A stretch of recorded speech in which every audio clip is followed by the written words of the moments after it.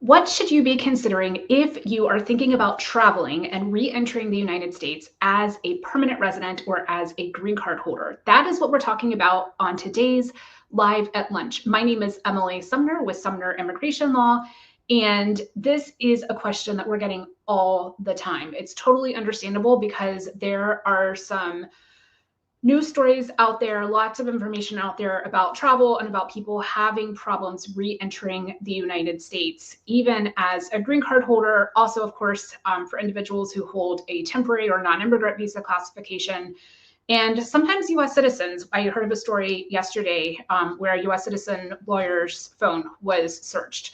So it is not without risk for anyone to leave the United States and re-enter. The information that we're talking about today is not legal advice. If you plan to travel and re-enter the United States, regardless of your immigration status, unless you're a US citizen, and even then, think through, perhaps get legal advice before you travel. But if you are a foreign national, if you're not a US citizen already, make sure that you talk to a qualified immigration attorney before you travel, because there are a lot of things happening at the border today. Or these days, not today in particular, but these right now in current times. So if you have questions as we go through some of these considerations and tips, again, this is not legal advice, put them in the comments and I'm happy to respond as and when I can.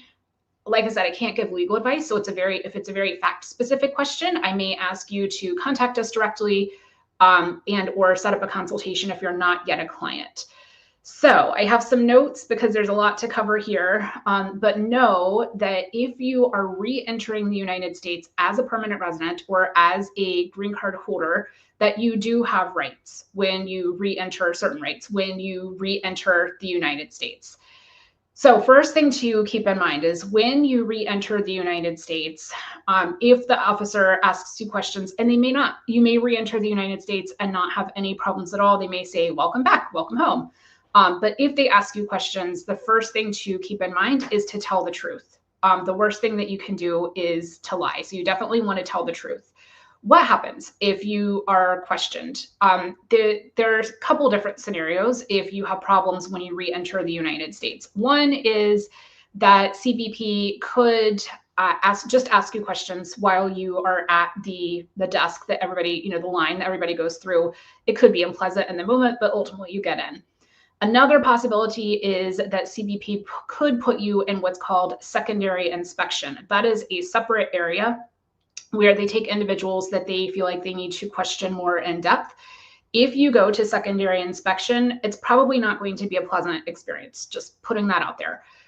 You could be there for anywhere from a few minutes to several hours or potentially longer. It's not fun. You may be sitting, by yourself. They may ask you questions and then go talk to some other officers or check a computer. They may not ask you a lot of questions. They may just say, hey, you need to wait here. They may ask you a lot of questions. It really depends. It varies depending on the particular situation. So like I said, you could be there several hours or longer. They will ask you questions. They may collect biometrics like fingerprinting. They may run record checks. And they may try to determine whether you should be, that's their purpose, is to try to determine whether you should be readmitted to the United States. So if you are detained, you do have some rights, like I said. The challenge is that you're stressed in the moment, right? And you may or may not remember this in the moment. And CBP they can be really intimidating, and they can tell you, oh, you actually don't have the right to do these things that I'm about to tell you. So keep in mind that you do have the right. Advocate for yourself as much as possible, but you of course don't want to get belligerent. So you have the right to contact your consulate, your country's consulate, for assistance if you have trouble re-entering the United States. Again, you may not be able to logistically do that while you're actually, in the moment. They may not allow you to make phone calls. They may not allow you to contact people, but you can contact your consulate for assistance. Of course, you can also contact an immigration lawyer. Hopefully you have an immigration lawyer that you have worked with before. Hopefully you are letting them know, ideally, that you are traveling so that your lawyer has a heads up and is ready. You can ask CBP for permission to contact your lawyer. but they may tell you that you do not have the right to speak to an attorney. I've had clients in secondary inspection who were not able to contact me, at least immediately. You do have a right to review any and all written statements that are prepared for you in a language that you can understand. So if English is not your first language, you have the right to read it and review it in a language that you understand. If you do not agree with the information in the written statements that are presented to you, you can refuse to sign them. You do not have a right of privacy, unfortunately, especially when it comes to your electronics. So laptops, any iPads, things like that, any pads, phones, things like that, you do not necessarily have a right to privacy. There is a separate advisory from the ACLU, just information, thoughts, considerations. It's not legal advice, but I'll try to remember to post that, and I've referenced it before, but I'll try to remember to post the link, make a comment if you want it, and I'll certainly provide it. But that kind of, those guidelines from the ACLU, I think, are good guidelines in terms of what to expect. You may want to travel as light as you can, meaning not travel with electronic devices that could be searched, but know that as a permanent resident, you don't have the right to privacy in terms of your devices, your laptops, your iPods, pads, not pods, those are from 2008. Anyway, your electronic devices, you unfortunately don't have a right to privacy there.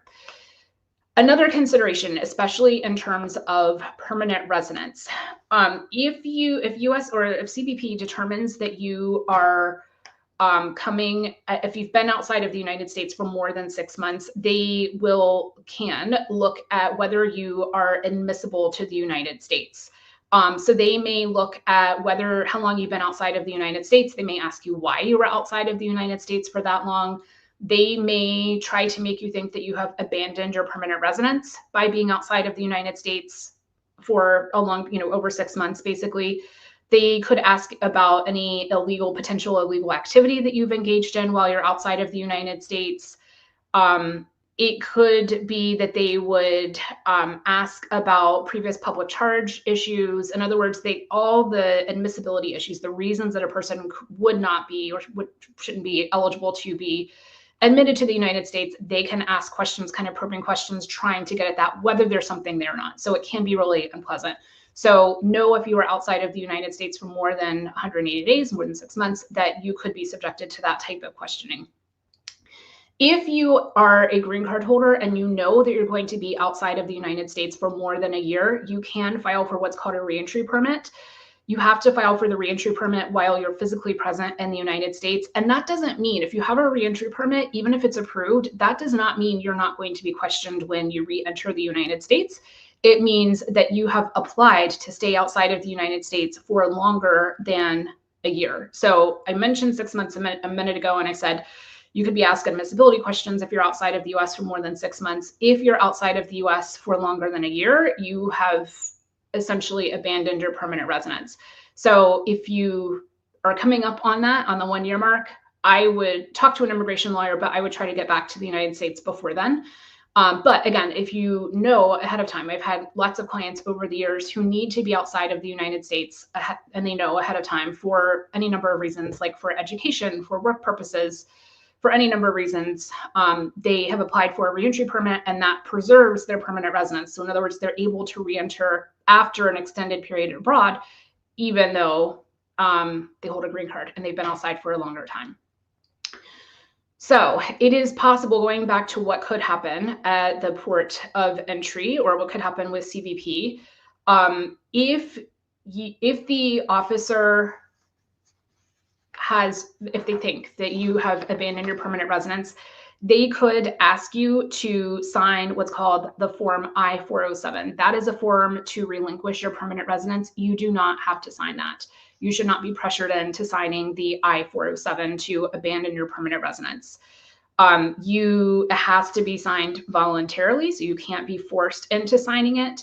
And if the officer at the port of entry believes you've abandoned your permanent residence, for example, by staying outside of the United States for too long, instead of you signing against your will the Form I-407, the officer would then initiate what's basically removal proceedings. They would initiate a notice to appear in immigration court before an immigration judge, and then you would have a chance, ideally with an immigration lawyer, hopefully, to explain the situation and defend yourself in court rather than just surrendering, signing that form, the I-407, to surrender your permanent residence at the port of entry.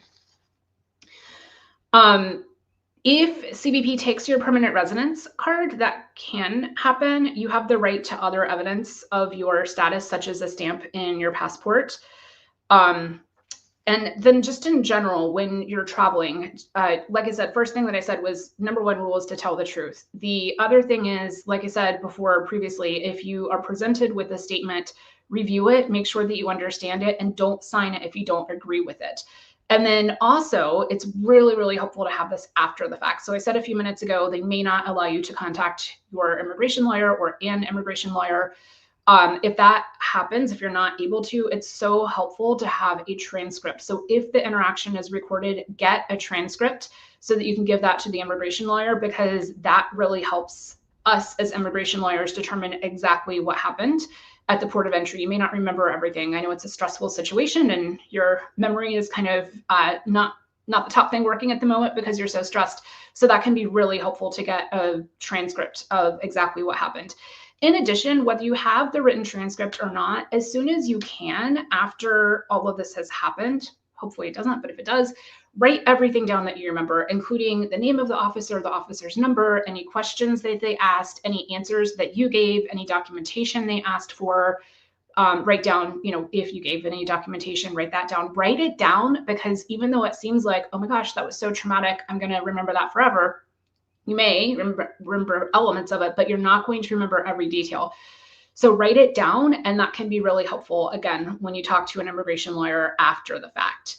So there's always a question of, should I travel as a permanent resident? And I can't answer that question, but I am telling people, because it depends, right? If you're our client, we can have a conversation about it. I'm happy to have one-on-one conversations about that. But if you are, in general, if you're a permanent resident, I have clients right now who are naturalizing. They're applying to become US citizens so that they can travel hopefully without having to worry about this type of thing. So my point is, A, that even permanent residents are not safe. It's not risk-free to travel.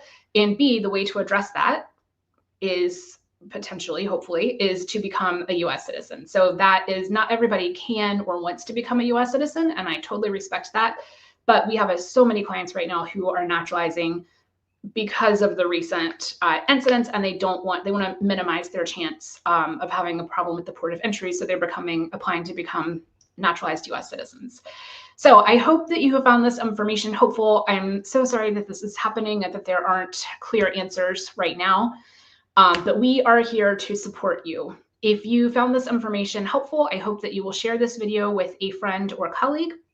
Make sure that you're subscribed to the channel on which you're watching this video, whether that's LinkedIn, Facebook, or YouTube, and so that you don't miss our next video. And otherwise, my name is Emily Sumner with Sumner Immigration Law, helping clients around the United States and around the world with family-based and employment-based immigration matters. We look forward to seeing you next Tuesday at noon Eastern for Live at Lunch. Until then.